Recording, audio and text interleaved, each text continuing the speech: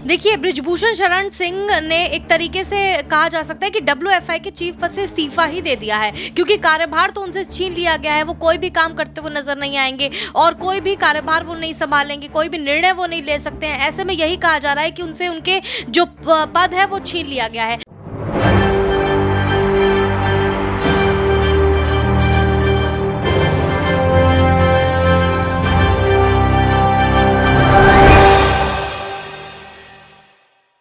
महिला पहलवान खिलाड़ियों को अब इंसाफ मिलकर रहेगा, क्योंकि ये लगातार इसलिए कहा जा रहा है कि तमाम पेच अब बृजभूषण शरण सिंह के खिलाफ कसते हुए नजर आ रहे हैं।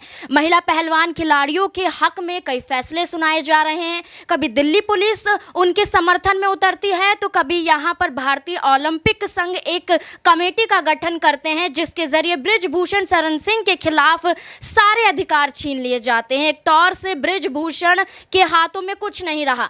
अब ऐसे में ये देखना होगा कि क्या अब सरकार भी उनके खिलाफ कोई एक्शन लेती हुई नजर आती है, क्योंकि पुलिस, कमेटी और तमाम तरीके से जो जनता है वो भी बृजभूषण के खिलाफ है। महिला पहलवान खिलाड़ी तो लगातार धरना प्रदर्शन दे ही रहे हैं। अब ऐसे में सरकार पर भी सवाल बनता है कि आखिरकार वो अपनी चुप्पी कब तोड़ेंगे। लेकिन इसी बीच जो सबसे पहला सवाल बन रहा है वो इसलिए बन रहा है क्योंकि यहाँ पर भारतीय ओलंपिक संघ ने बृजभूषण शरण सिंह के सभी अधिकार छीन लिए। इसी के साथ साथ जो इस कमेटी में डब्ल्यूएफआई के जो भी अधिकारी हैं उनके सभी अधिकारों को छीन लिया जाता है, उन्हें हटा दिया जाता है। यानी कि ना तो कोई कार्यक्रम में जाया जाएगा, ना ही वो कोई इस मुद्दे को लेकर फैसला सुना सकते हैं। एक तरीके से बृजभूषण के हाथ खाली हो चुके हैं, उनके पास सरेंडर करने के अलावा कुछ नहीं बचा है। इन तमाम मुद्दों को लेकर कि अब महिला पहलवान खिलाड़ियों को जो इंसाफ मिल रहा है, अब ऐसे में क्या बृजभूषण शरण सिंह अपना पद छोड़ते हुए नजर आएंगे, सरेंडर कर देंगे, अब उनकी गिरफ्तारी होगी, ये सवाल अब बनते हुए नजर आ रहे हैं। नमस्कार, मैं नाज़मीन खान और आप देख रहे हैं SPN 9 न्यूज़। इन तमाम सवालों के जवाब आज हम इस प्रोग्राम में जानने की कोशिश करेंगे। इन सवालों के जरिए मेरे साथ जुड़ी हुई है मेरी सहयोगी, वो सबसे पहले इन तमाम सवालों का जवाब तो देंगे। मानसी जी, आपका बहुत बहुत स्वागत है। शुक्रिया। जैसे कि मेरा बृजभूषण को लेकर ही सवाल है कि यहाँ पर भारतीय ओलंपिक संघ ने यहाँ पर बृजभूषण के सभी अधिकार छीन लिए हैं, तो वैसे में महिला पहलवान खिलाड़ियों के लिए तो ये तो बहुत बड़ी राहत है, क्योंकि वो यही चाहती थी कि बृजभूषण को इस पद से हटाया जाए। जिस तरीके से ये फैसला सुनाया गया है, इससे ये जाहिर हो गया है कि बृजभूषण के हाथों में ना तो अब ये पद बचा है, ना ही इनसे जुड़े हुए कोई काम। तो इसको लेकर क्या अब इंसाफ मिलता हुआ नजर आ रहा है? देखिए, बृजभूषण शरण सिंह ने एक तरीके से कहा जा सकता है कि डब्ल्यूएफआई के चीफ पद से इस्तीफा ही दे दिया है, क्योंकि कार्यभार तो उनसे छीन लिया गया है। वो कोई भी काम करते हुए नजर नहीं आएंगे और कोई भी कार्यभार वो नहीं संभालेंगे, कोई भी निर्णय वो नहीं ले सकते हैं। ऐसे में यही कहा जा रहा है कि उनसे उनके जो पद है वो छीन लिया गया है। लेकिन हाँ, औपचारिक तौर पर ऐसा नहीं हुआ है, क्योंकि ये जो मुद्दा है वो काफ़ी सेंसिटिव मुद्दा बन चुका है। और ऐसे में अगर बृजभूषण शरण सिंह के लिए ये बोल दिया जाता है कि उसने इस्तीफा दे दिया है, तो इससे भारतीय जनता पार्टी की बहुत किरकिरी होगी, क्योंकि ये माना जाएगा कि बृजभूषण शरण सिंह ने सरेंडर कर दिया है और कहीं ना कहीं उसने अपनी गलती मान ली है और बीजेपी ने भी ये एक्सेप्ट कर लिया है। इसी वजह से ये बात जो है वो ऑफिशियली नहीं कही जा रही है कि डब्ल्यूएफआई के चीफ पद उनसे छीन लिया गया है। लेकिन वाकई सच्चाई यही है कि भारतीय जनता पार्टी को भी ये बात समझ में आ गई है कि जब तक बृजभूषण शरण सिंह से इस्तीफा नहीं लिया जाएगा, वो उससे जिम्मेदारी नहीं ली जाएंगी, भारतीय जनता पार्टी की किरकिरी इसी तरीके से होती रहेगी। क्योंकि पहलवानों का जो मुद्दा है ये अब कम होने वाला नहीं है, ये अब और बढ़ेगा, क्योंकि दिल्ली के जंतर मंतर पर पहलवानों ने ये बात जो है जाहिर कर दी है कि जब तक बृजभूषण का इस्तीफा नहीं ले लिया जाता, जब तक उसकी गिरफ्तारी नहीं हो जाती, यह धरना खत्म नहीं होगा। तमाम जो मांगे हैं वो पहलवानों की तरफ से इस वक्त रखी जा रही हैं। और ऐसे में अगर बृजभूषण शरण सिंह की गिरफ्तारी नहीं होती है तो ये वाकई देशव्यापी मुद्दा बनता हुआ नजर आएगा। देखिए, देशव्यापी मुद्दा तो ये अभी भी बन चुका है, क्योंकि लगातार तमाम लोग उनसे जुड़ते हुए नजर आ रहे हैं। तमाम विपक्षी दल मौजूद हैं, किसान, खाप पंचायत, तमाम महिलाएं सभी जुड़ रही हैं। लेकिन इसी बीच में जिन महिलाओं के मुद्दे पर महिलाओं को बोलना चाहिए, वही महिलाएं कहीं गुम नजर आ रही हैं। जैसे कि भारतीय जनता पार्टी की बात करते हैं, बजरंग बजरंग पुनिया ने एक लेटर लिखा है इन भारतीय जनता पार्टी महिला मंत्रियों को लेकर। उन्होंने साफ तौर पर कहा है कि अब उन्हें आगे आकर कुछ ना कुछ बोलना तो ज़रूर पड़ेगा, क्योंकि निर्मला सीतारमण की बात कर लें, स्मृति ईरानी की बात कर लें, ये सबसे पहले भारतीय जनता पार्टी का बचाव करके मोदी का बचाव करने के लिए उतरती हैं, लेकिन अभी ये यहाँ पर चुप्पी साधे हुए हैं महिलाओं के मुद्दों को लेकर। अब ऐसे में क्या जो ये चिट्ठी लिखी गई है, तो वाकई क्या वो मैदान में उतरती हुई नजर आएंगी? देखिए, महिला पहलवानों ने स्मृति ईरानी को चिट्ठी लिख करके ये कहा है कि आपको जंतर मंतर आना चाहिए। जिस तरीके से आप महंगाई का मुद्दा उठाती हुई नजर आई हैं, आप दावा करती हैं कि आप बेटी बचाओ बेटी पढ़ाओ का नारा भी लगातार देती हुई नजर आती हैं, लेकिन इससे खासा फायदा तो आपको मिलता हुआ नजर नहीं आता है। और अब जब सबसे ज्यादा जरूरत है पहलवानों को, महिलाओं को, तो उस टाइम पर आपको जंतर मंतर आना चाहिए, हमारा दर्द सुनना चाहिए, हमारी कहानी सुननी चाहिए, और कहीं ना कहीं इस बात पर जोर देना चाहिए कि बृजभूषण शरण सिंह की गिरफ्तारी को लेकर के आप आवाज उठाएं। लेकिन अभी तक स्मृति ईरानी की तरफ से कोई भी बयान सामने नहीं आया। हमने देखा कि बजरंग पुनिया की तरफ से गृह मंत्री अमित शाह को भी चिट्ठी लिखी गई थी, लेकिन उसका भी जवाब उनकी तरफ से नहीं आया।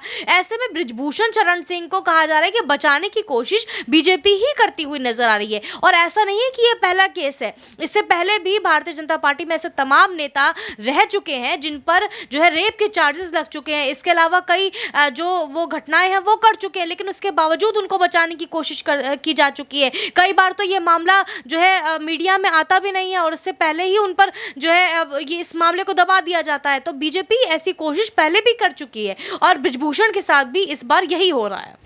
यहाँ पर सरकार तो बृजभूषण को बचाने की कोशिश कर रही है, साफ तौर पर जाहिर हो गया, लेकिन दिल्ली पुलिस की बात की जाए तो दिल्ली पुलिस जहाँ जांच में देरी कर रही थी, वो अब यहाँ पर जांच में तेजी लाती हुई नजर आ रही है। एसआईटी का गठन किया जाता है कि तमाम राज्यों में जाकर बृजभूषण के खिलाफ जांच की जाए, सबूत इकट्ठा किए जाएं, शिकायतकर्ताओं के बयान दर्ज किए जा रहे हैं। तो अब ऐसे में कहना सही होगा कि अब दिल्ली पुलिस भी महिला पहलवान खिलाड़ियों के आगे अपने घुटने टेकती हुई नजर आ रही है। बिल्कुल घुटने टेकने ही पड़ेंगे, क्योंकि राउज एवेन्यू कोर्ट में जो है बृजभूषण का बयान दर्ज कर लिया गया है। हमें याद होना चाहिए कि महिला पहलवानों में जो एक नाबालिग लड़की भी है, वो कहीं ना कहीं अपना बयान दर्ज करवा चुकी है और उसने साफ तौर पर बृजभूषण के खिलाफ यौन शोषण का आरोप लगाया। उसने साफ तौर पर कहा है कि किस तरीके से वो शोषण करता था लड़कियों का और उसके खिलाफ भी किस तरीके से बयान दर्ज किया गया है। तो पॉक्सो एक्ट के तहत बृजभूषण की मुश्किलें अब और बढ़ती हुई नजर आएंगी। अगर ये आरोप सिद्ध हो जाता है तो साफ तौर पर बृजभूषण को आजीवन कारावास की सजा हो सकती है